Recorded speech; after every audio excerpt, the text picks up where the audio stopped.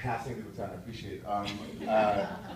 So my lineage is Judaism, and I would say that it's not a secret. I don't think that it was a secret in the Jewish tradition that meditation or esoteric wisdom was not a secret, even though, of course, esoteric by definition to some degree means secretive.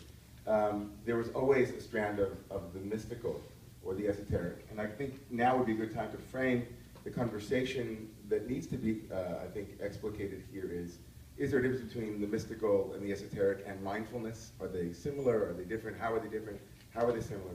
So just, if I would just frame from the beginning, specifically the esoteric and the notion of the mystical has always been a part of the Jewish tradition, and the mystical always had practices in order to achieve that state of consciousness, whatever it would be.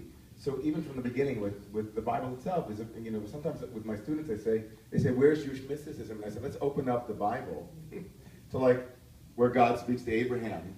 You know, that's a pretty funky moment right there. Or a vision of the broken pieces, or any of the visions in the Bible are so psychedelic, or they're so otherworldly that you don't really have to go into the esoteric tradition very deeply. You can just look at the simple text of the Bible and see already the sense that that which is seen and that which is unseen are not the same, and that there are those who access the unseen with greater ease than others, and so on.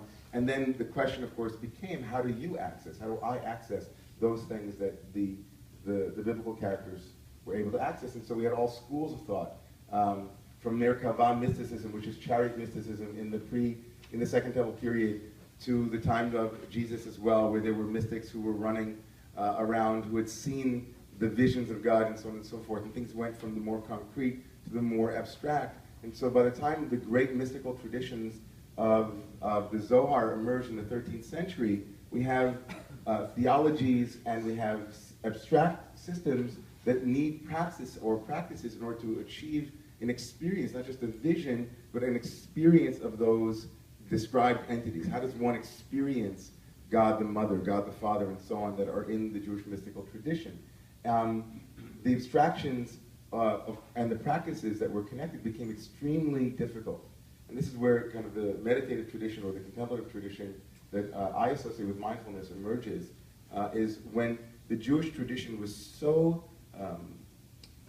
laden with the need for being learned, having to know what are called kavanot, specific intentions that were very much like the Tibetan schools of having to know the various gods and various demons and so on, became very, very, after the Ari, the Isaac Luria, the great mystic of the 16th century in northern Israel, after his system emerged, your average person had no access to the deepest mystical traditions of Judaism. And what emerged in the 18th century, in the beginning of the 18th century, and then has continued until this day, is something called Hasidism, which I'm sure many of you are familiar with those who look like they're Hasidim, meaning those who have the frock and those who dress in the Eastern European way.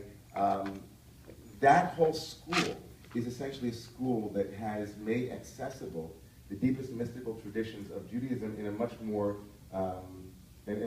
user-friendly way, if I can use that terminology. It's very much dependent on practices that don't require deep learning, that don't require having a PhD in Kabbalah or Jewish mysticism. The essential core teachings of Hasidism, as it emerged, were that song, simple song without words, called nigunim, if done repeated over time, become a kind of mantra that give one access to the deeper expressions of divinity that are found everywhere. That if one opens one's heart to the present moment and use bracha, which is a blessing, a simple blessing made 100 times a day, over and over again, becomes a portal that splits open the mundane into the place of radical divinity.